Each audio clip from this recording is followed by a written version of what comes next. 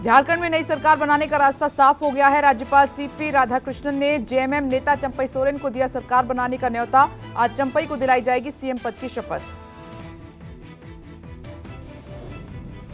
झारखंड में मुख्यमंत्री पद को संभालने के बाद चंपई सोरेन को अगले 10 दिन में विधानसभा में बहुमत साबित करना ही होगा।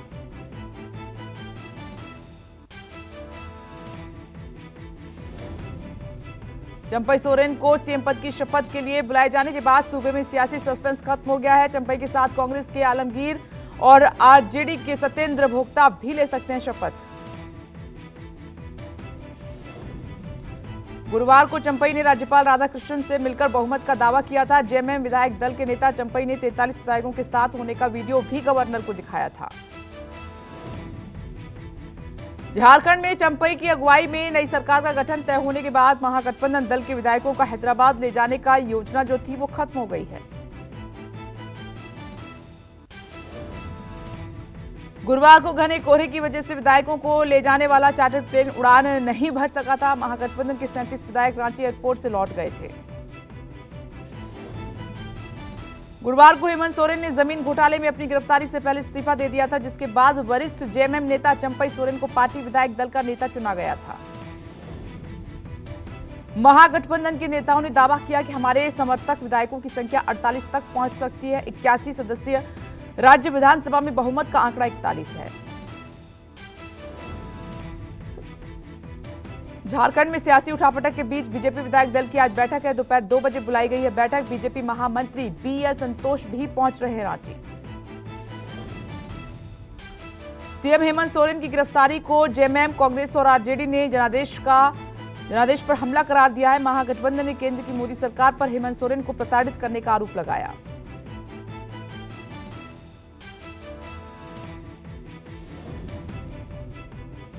कांग्रेस अध्यक्ष मल्लिकार्जुन खड़गे ने भी राज्यपाल राधाकृष्णन को आड़े हाथ लिया था। खड़गे ने एक्स पर पोस्ट कर मोदी सरकार पर लोकतंत्र के ताबूत में एक एक कर कील ठोकने का आरोप लगाया।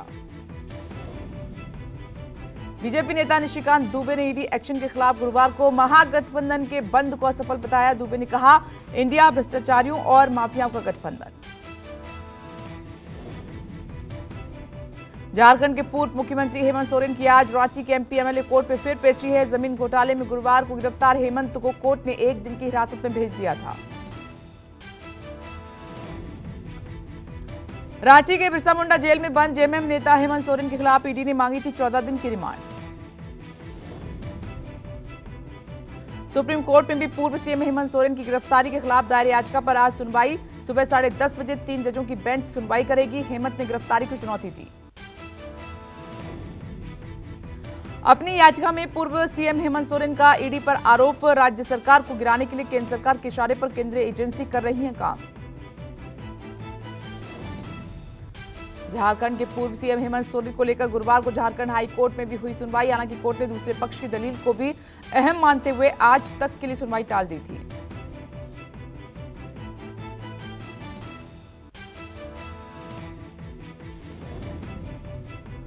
प्रवर्तन निदेशालय का जेएमएम नेता और पूर्व सीएम हेमंत सोरेन पर गंभीर आरोप है। ईडी का दावा, रांची में 8.5 एकड़ जमीन के लगभग 1 दर्जन भूखंड पर हेमंत का अवैध कब्जा है।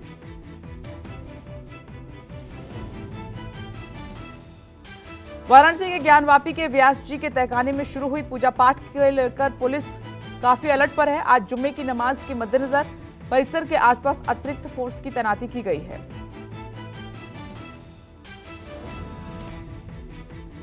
ज्ञानवापी के तहखाने में 31 साल बाद पूजा शुरू होने के खिलाफ मुस्लिम पक्ष की दायर याचिका पर हाईकोर्ट में सुनवाई संभव। गुरुवार को सुप्रीम कोर्ट ने हाईकोर्ट जाने का दिया था निर्देश।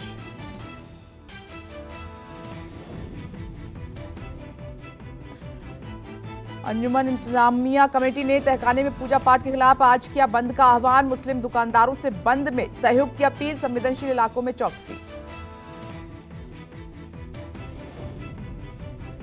वाराणसी जिला कोर्ट के आदेश के बाद ज्ञानवापी के तहखाने में शुरू हुई पूजा। व्यास तहखाने में पूजा का पहला वीडियो आया सामने।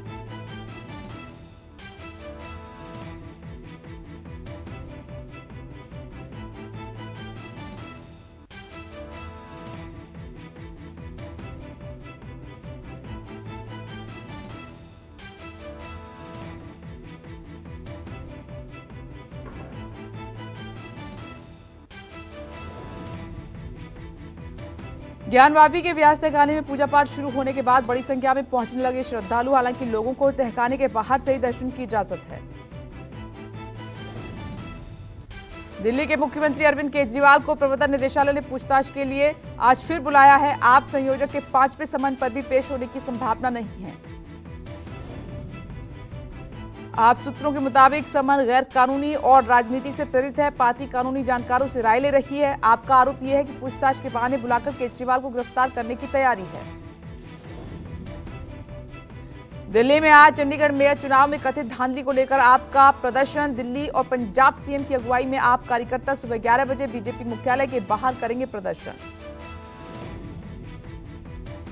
दिल्ली में आपके प्रदर्शन पर बीजेपी भी करेगी पलटवार। पार्टी नेता और कार्यकर्ता केजरीवाल सरकार के भ्रष्टाचार और ईडी से भागने पर आप मुख्यालय के बाहर करेंगे प्रदर्शन। दिल्ली के डीडीयू मार्ग पर दोनों पार्टियों का दफ्तर। प्रदर्शन बनाम प्रदर्शन से हालात बिगड़ने का खतरा भी लगातार बना हुआ है। पुलिस ने किए सुरक्षा के अतिरिक्त इंतजाम।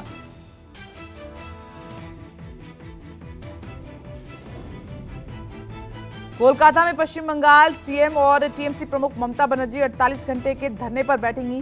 केंद्र सरकार से बकाया फंड न मिलने के खिलाफ ममता ने मोर्चा खोल दिया है।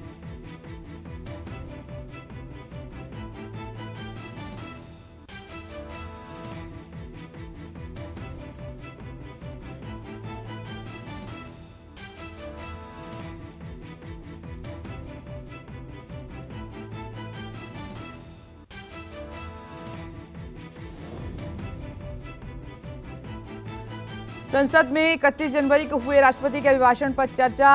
दोपहर 3:30 बजे संसद अपने प्राइवेट बिल पर भी पेश कर सकते हैं। हंगामे के आसार लगातार बने हुए हैं संसद में। संसद में विपक्ष झारखंड सहित अन्य राज्यों में ईडी की कार्रवाई को लेकर हो सकता है हमलावर। सदन के अंदर और बाहर प्रदर्शन की संभावना। दिल्ली के भारत मंडपम में PM Modi Bharat mobility global expo 2024 को करेंगे संबोधित। शाम 4:30 बजे प्रधानमंत्री का संबोधन है। देश विदेश की 600 से ज्यादा ऑटोमोबाइल कंपनियां कर रही हैं शिरकत। राष्ट्रपति भवन का अमृत उद्यान आज से आम लोगों के लिए खुलेगा। राष्ट्रपति मुर्मू करेंगी शुभारंभ। 31 मार्च तक आम लोग देख सकेंगे उद्यान। गार्डन में कई सेल्फी पॉइंट भी बनाए गए हैं। वित्त मंत्री निर्मला सीतारमण ने वित्त वर्ष 2024-25 के लिए अंतरिम बजट पेश किया। सरकार ने अंतरिम बजट में आम आदमी को इनकम टैक्स में कोई राहत नहीं दी। पुरानी टैक्स रिजीम चुनने पर अभी भी आपकी 2.5 लाख रुपए तक की इनकम ही टैक्स फ्री रहेगी। हालांकि आईटी एक्ट सेक्शन 87A के तहत 5 लाख तक की छूट मिलेगी। बजट में कॉर्पोरेट टैक्स 8% कम किया गया है। घरेलू कंपनियां 30% की जगह अब 22% देंगी टैक्स। स्किल इंडिया के तहत 1 करोड़ 40 लाख युवाओं को ट्रेनिंग। अंतरिम बजट में अन्नदाताओं के लिए कोई राहत भरा ऐलान नहीं है। एमएसपी सहित पीएम किसान सम्मान निधि में कोई बढ़ोतरी नहीं। एग्रीकल्चर सेक्टर को 1.27 लाख करोड़ का बजट सैंक्शन हुआ है। बजट में 3 करोड़ महिलाओं को लखपति बनाने का लक्ष्य रखा गया है। आयुष्मान भारत के दायरे में आई आंगनवाड़ी और आशा कार्यकर्ता।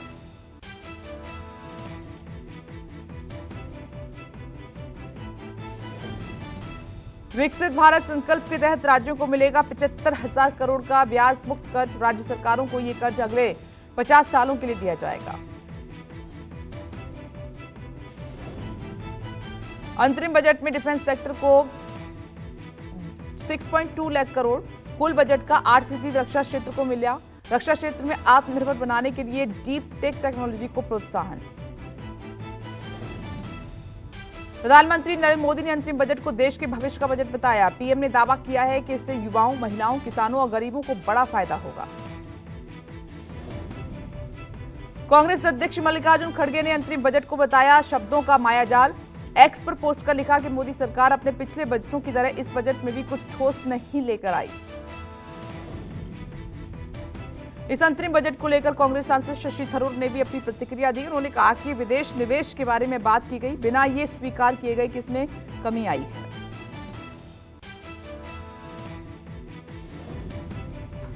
सरकार के अंतरिम बजट पर अखिलेश यादव का ट्वीट लिखा, कोई भी बजट अगर विकास के लिए नहीं है और कोई भी विकास अगर जनता के लिए नहीं है तो वो व्यर्थ है। अंतरिम बजट को लेकर नेशनल कॉन्फ्रेंस के नेता फारूक अब्दुल्ला ने कहा कि पूर्ण बजट जुलाई में आएगा। हमें उम्मीद है कि आम लोगों को उद्योग और पर्यटन में फायदा मिलेगा।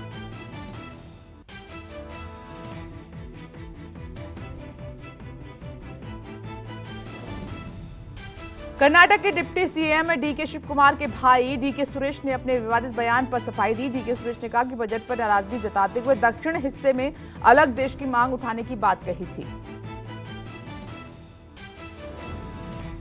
यूपी विधानसभा का आज से बजट सत्र। योगी सरकार 5 फरवरी को पेश करेगी साल 2024-25 का बजट। राज्य के बजट में इस साल खर्च कटौती और कमाई पर रहेगा जोर। 12 फरवरी तक चलेगा सत्र। गुजरात विधानसभा में वित्त मंत्री कनुभाई देसाई आज साल 2024-25 का बजट पेश करेंगे। 25 सालों के रोड मैप को ध्यान में रखकर पेश किया जाएगा बजट। कांग्रेस नेता राहुल गांधी ने पेटीएम पर आरबीआई की कार्रवाई की आड़ में मोदी सरकार पर साधा निशाना। कहा कि संस्थाओं की स्वतंत्रता को खत्म कर सरकार कैसे देश को बर्बादी की राह पर ले आई। पेटीएम फ्रॉड इसकी मिसाल। एनसीपी शरद गुट के नेता रोहित पवार गुरुवार को फिर ईडी के सामने पेश हुए। पूछताछ के बाद एनसीपी नेता ने कहा 8 फरवरी को दस्तावेजों के साथ ईडी ने फिर किया है तलब।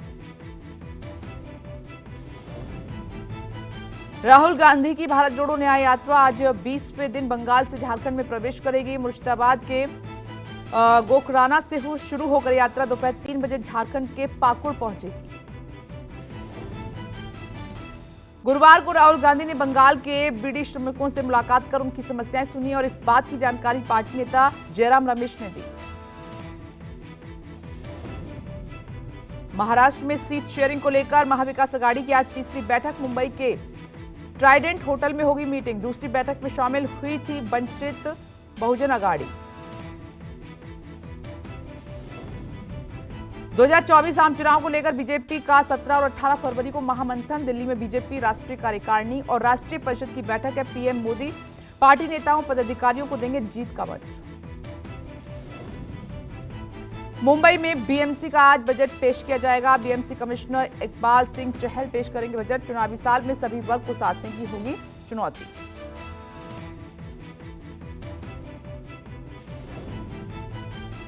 कांग्रेस नेता आचार्य प्रमोद ने पीएम मोदी को दिया श्री कल्की धाम शिलान्यास समारोह का न्योता। आचार्य ने एक्स पर पोस्ट की तस्वीर।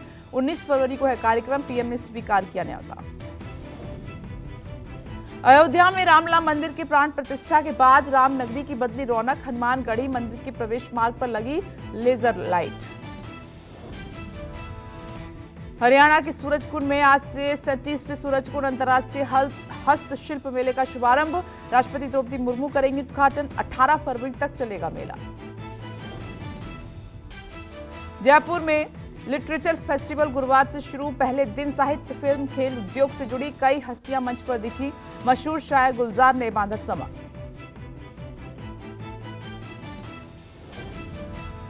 वैलेंटाइन मंथ मौके पर अद्या म्यूजिक ने संगीत प्रेमियों और लव सॉन्ग्स के दीवानों के लिए लॉन्च किया रोमांटिक ट्रैक जहर मोहब्बत। रोमांटिक ट्रैक में मुख्य भूमिका में नजर आएंगी बॉलीवुड की खूबसूरत अदाकारा सोनल चौहान और टीवी जगत के कलाकार ताहा शाह। ताहा और सोनल की रोमांटिक केमिस्ट्री के साथ कई सुपरहिट गानों से दर्शकों का दिल जीतने वाली अफसाना खान ने इस गीत को अपनी आवाज दी है। एक्सपेक्टेशन मॉनिटरी नहीं है। सब इतनी कंपनी जितना बड़ा ग्रो करे, जितना इसको सपोर्ट मिले पब्लिक से, दोस्तों से, फैमिली से, फ्रेंड से, वही है इस वक्त एक्सपेक्टेशन। अभी बहुत नर्वस हूँ, फर्स्ट टाइम है, आगे देखते हैं कैसा रहेगा। धीरे धीरे बहुत अच्छा लग रहा है, फीलिंग गुड। राजधानी दिल्ली में आज भी बारिश की संभावना लगातार बनी हुई है। मौसम विभाग ने जारी किया येलो अलर्ट। न्यूनतम तापमान में होगी गिरावट। दिल्ली में बुधवार रात और गुरुवार को जमकर बरसे बादल। पिछले 24 घंटे में 46 mm बारिश रिकॉर्ड की गई। साल 2013 के बाद फरवरी में सबसे ज्यादा बारिश है। हिमाचल प्रदेश की राजधानी शिमला में गुरुवार को हुई सीजन की पहली बर्फबारी। भारी बर्फबारी के बाद सड़कों से जमी बर्फ हटाने में जुटा प्रशासन। हिमाचल के लाहौल स्पीति में भी भारी बर्फबारी के कारण लाहौल स्पीति में स्कूल और कॉलेज 3 फरवरी तक के लिए बंद।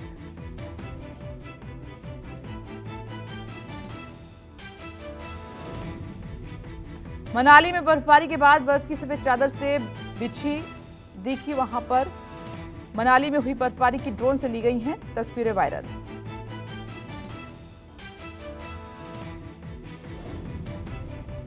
भारत ने मालदीव को दिया बड़ा झटका। अंतरिम बजट में मालदीव की आर्थिक सहायता में 22% की कटौती, विकास कार्यों के लिए 600 करोड़ आवंटित। अमेरिकी सरकार ने भारत के साथ 31 MQ-9B गार्जियन और स्काई गार्जियन ड्रोन डील पर लगाई मोहर। कई रिपोर्ट्स पे यूएस के इस डील पर रोक लगाने का दावा किया जा रहा है। पाकिस्तान के पंजाब में अल्पसंख्यक अहमदिया समुदाय को शव दफन नहीं करने दिया जा रहा। इस्लामिक कट्टरपंथियों ने लाहौर से 60 किलोमीटर दूर शेखपुरा के गांव सहवाला में ज्यादती की है। ये अमेरिका में कैपिटल हिल हिंसा पर सुनवाई के दौरान सोशल मीडिया की भूमिका पर सवाल। फेसबुक और मेटा के मालिक मार्क जुकरबर्ग को हिंसा में मरे बच्चों के परिजनों का गुस्सा झेलना पड़ा। मलेशिया में इब्राहिम सिकंदर देश के नए सुल्तान बने। 17वें सुल्तान के तौर पर बुधवार को ली गई शपथ। अगले 5 साल सुल्तान रहेंगे सिकंदर।